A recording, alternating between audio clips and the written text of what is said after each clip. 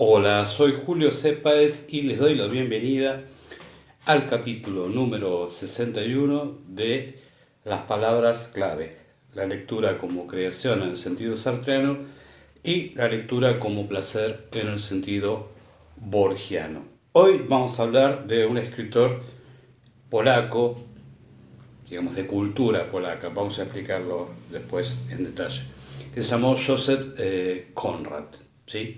Que escribió mayormente su obra en inglés y que tuvo un impacto limitado y bastante tardío en la cultura occidental del siglo XX a través de las adaptaciones cinematográficas que se hicieron de alguna de sus obras.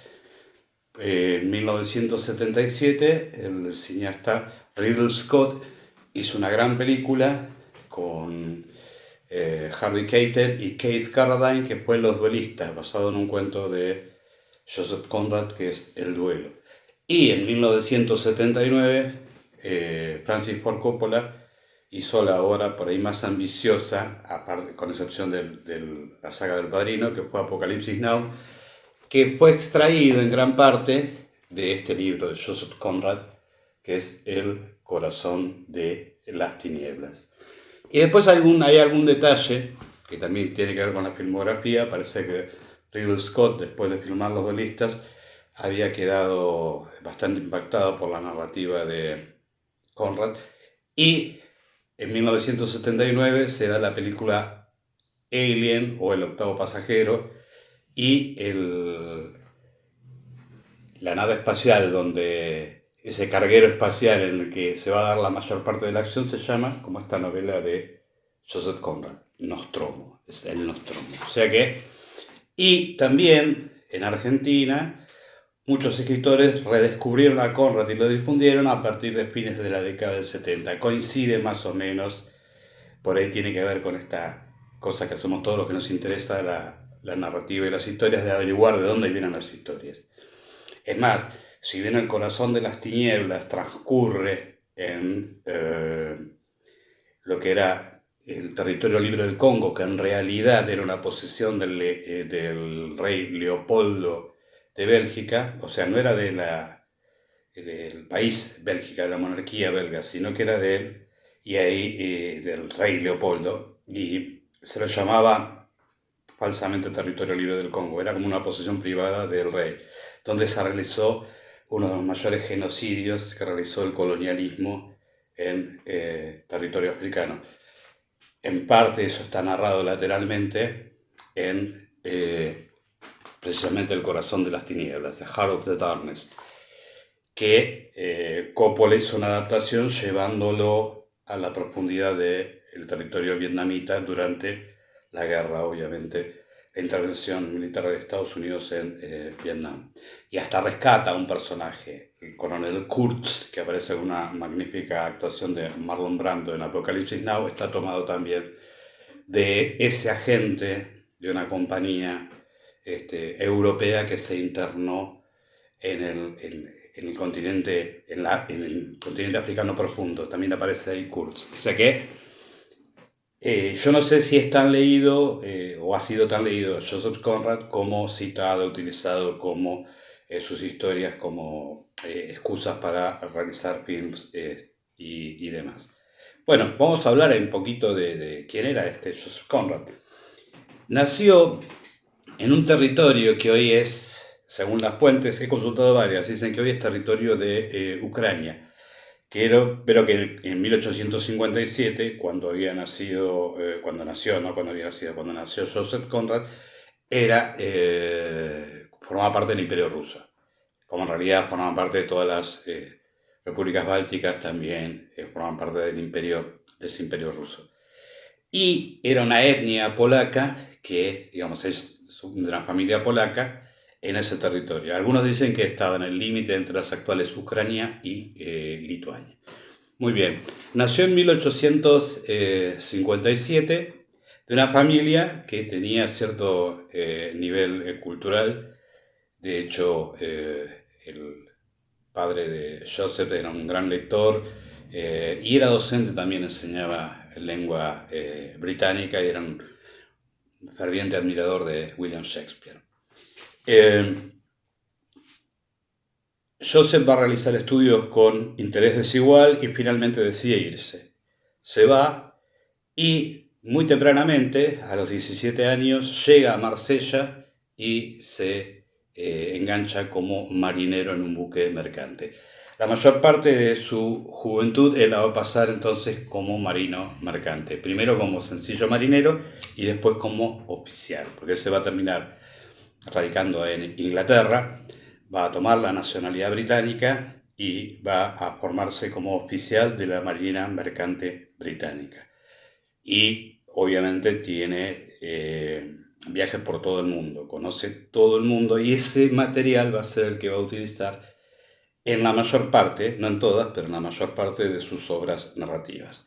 Hoy nosotros vamos a comentar uno de esos libros, que es una novela muy breve, que es La línea de sombra, de la que también hay una versión fílmica, que más o menos se sitúa en la época que yo dije, finales de los 70, principios de los primera mitad de los 80. Bueno, obviamente que él deja su lengua materna, el polaco, y toda su obra literaria la va a hacer en inglés. Va a ser amigo de Rudyard Kipling, de Henry James, de Wells, y con el escritor Ford Madox Fox va a escribir 2 novelas en colaboración.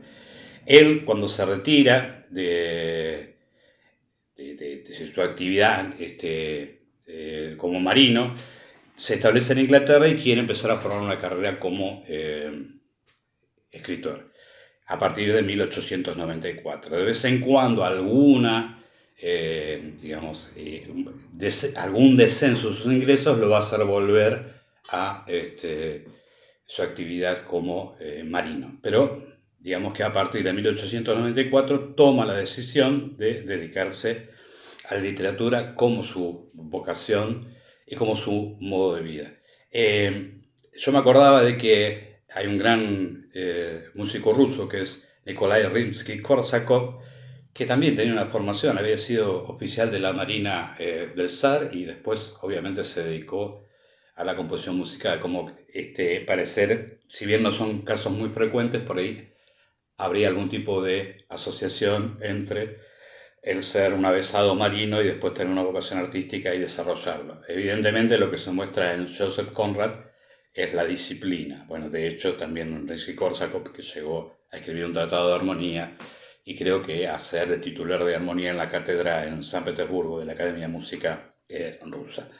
Bueno, muy bien. Las primeras novelas una de las primeras novelas más notables es El negro de Narciso, The Nigger of the Narciso, of the Narcissus.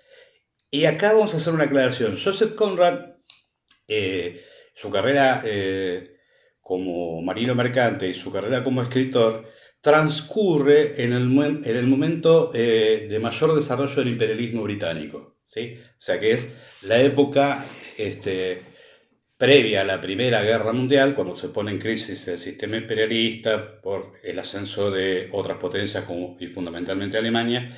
En la primera parte de su carrera, hasta 1894, digamos que la potencia dominante, no solamente en marina de guerra, sino en marina mercante, era el Imperio Británico. Y en cierto modo, él adopta esta posición o esta mentalidad británica, y si no británica, por lo menos fuertemente eurocéntrica.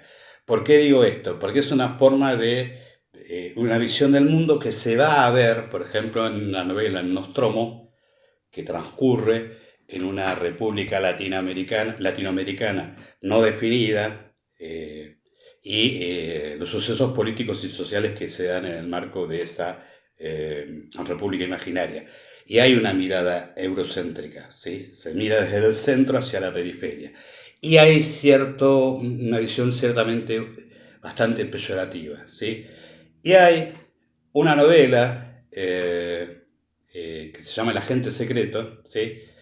Que, bueno, es la época que empiezan a surgir, a partir del último tercio del siglo XIX, en Europa empiezan a surgir los movimientos críticos del capitalismo, y de ese capitalismo que cada vez se hacía más evidentemente imperialista, como por ejemplo el anarquismo o el socialismo, primero utópico, después el socialismo científico y la tradición marxista a partir del crecimiento del Partido Socialdemócrata alemán. Y entonces ahí sí se hace más evidente la ideología de Joseph Conrad, que era eminentemente conservadora. O sea, por un lado, él, como polaco sin patria, porque Polonia se había disuelto, era una entidad política que ya no existía, ya cuando él había nacido ya no existía, y además adopta una posición, digamos pro-británica, porque digamos que Inglaterra se convierte en su hogar, adopta la lengua británica y por eso las críticas que hace en El corazón de las tinieblas al imperialismo europeo en el Congo son alusiones, no hay críticas directas. Describen situaciones terribles, por eso se llama El corazón de las tinieblas, pero digamos que la voz narrativa no ejerce una fuerte crítica respecto de los desastres que está haciendo el imperialismo, en este caso específico El corazón de las tinieblas, en África. En realidad, lo que hace el imperialismo en el siglo XIX, a partir de lo que se llama la era del imperio, es continuar y hacer más brutal el control imperial y la explotación, no solamente de la mano de obra, que ya lo había hecho con la esclavitud africana, sino de los recursos que se van encontrando en África, bueno, y también obviamente en Asia, pero digo África porque estoy hablando del corazón de las tinieblas. Muy bien. Hay otro rasgo de Conrad, aparte de ponerse de moda a finales de la década del 70, principios de la década del 80, es la idea de que la narrativa de Conrad es de aventuras. Es más, de hecho, yo tengo 2 ejemplares acá de una colección donde aparecen Lord Jim y Nostromo, y la colección es denominada Las grandes novelas de aventuras, ¿sí? Y ahí tenemos un problema. Porque si uno cree que va a encontrar en las obras de Conrad una lectura fácil, Ediciones Orbis es esto, y esta edición, ya que estamos acá, vamos a decir de qué año es. Esta edición es del año 1973. Y la de Nostromo, supongo que será de la...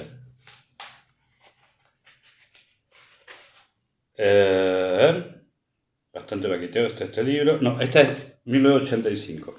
Bueno, decía entonces, cuando uno cree que la prosa y las historias de Conrad van a ser de aventuras, ahí se va a encontrar con una dificultad. Una dificultad va a ser lo elaborado de la prosa de Conrad y al mismo tiempo el planteamiento de cuestiones morales. Si uno puede decir, Lord Jim es una novela de aventuras, y no, Lord Jim es una extensa novela en la que se desarrolla una idea narrativa sobre la responsabilidad moral.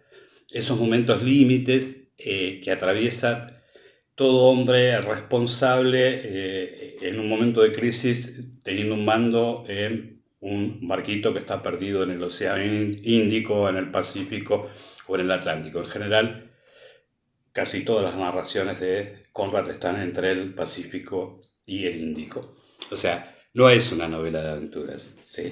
Y es una novela donde se reflexiona mucho sobre el sentimiento de culpa, la responsabilidad, el peso de las decisiones, etcétera, etcétera. O sea que no hay aventuras, entre comillas, no hay algo divertido. Es algo divertido para los que queremos encontrar en la literatura una dimensión un poquito más profunda. Digamos, para hacerlo más sencillo, no es una lectura liviana. Y aparte, en algunos momentos, la prosa de Conrad, en la larga extensión, Nostromo, por ejemplo, tiene dos volúmenes. Este es el volumen 1, ya que es una novela de más de 400 páginas. La prosa a veces se pone lenta, pierde el ritmo. Lo que no pasa, por ejemplo, con los cuentos. Los cuentos de Conrad son muy, pero muy buenos y muy dinámicos y están muy bien armados. ya que tenía un ejemplar donde hay un cuento maravilloso y divertido que se llama El piloto negro, pero también hay una reflexión, otro cuento que es la reflexión moral, que es el alma del guerrero, y hay uno maravilloso que repite el tema de la decisión también, del conflicto moral cuando se toma una decisión, alguien que tiene el mando de un barco, en una situación, en este caso, durante la Primera Guerra Mundial. Porque, bueno, si bien Joseph Conrad vivió plenamente la etapa de mayor expansión del imperialismo, la era del imperio, vio también las consecuencias de la era del imperio porque falleció, y quiero citarlo bien, en 1924, o sea que él conoció los horrores de la Primera Guerra Mundial. Bueno, este es Joseph Conrad. Ahora, vamos a hablar específicamente de este librito, que es una novela, que es una gran novela, es breve, se puede leer con mucha tranquilidad en una tarde, es una prosa muy reflexiva y muy elaborada, tiene nada más que 160 páginas. Y obviamente habla de marinos. Y el que narra, el narrador, está narrada en primera persona, es un joven que ya ha llegado a Oriente, nunca dice específicamente a qué puerto de Oriente llegó y que en determinado momento no le satisface ser el segundo de a bordo de un barco y renuncia. Como dicen en términos náuticos, renuncia a su comisión. Le pagan y queda varado en un puerto eh, de Extremo Oriente o de Lejano Oriente, no se especifica cuál, podría ser la India si uno lo empieza a pensar por el recorrido que después va a ser el barco que él va a capitanear. Entonces dice, bueno, es como que se ha saturado de su experiencia marina, quiere volver a Inglaterra y por una de esas casualidades, esperando ahí decidir qué va a hacer, si va a volver a Europa, si va a gastar su dinero en ese puerto perdido en el Índico, consigue el mando de un barco porque ha quedado en algún lugar más al oriente, ha quedado, digamos, sin autoridad porque el capitán ha fallecido. Entonces él tiene que navegar desde el puerto donde encuentra la comisión, ir a buscar el barco y traerlo de regreso a Europa. Esa es la misión.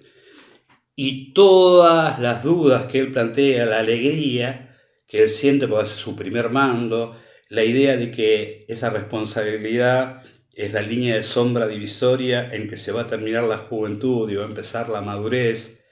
Y la narración, uno puede decir, nosotros no contamos los argumentos, podemos decir esto, acepta, viaja a buscar su barco, un barco que lo que reivindica Conrad es la navegación a vela, con todas las desventajas que esto implicaba, porque la navegación a vela tiene que seguir el régimen de vientos, depende de las condiciones atmosféricas, son barcos más livianos que los barcos a vapor, porque él también vive la época de la transición entre la navegación a vela y la navegación a vapor, que en general en los procesos históricos uno tiende a pensar, a veces con cierta ingenuidad, que bueno, una vez que se inventaron las máquinas de vapor para impulsar los barcos, inmediatamente todos los barcos se hicieron de vapor. No, durante mucho tiempo convivieron.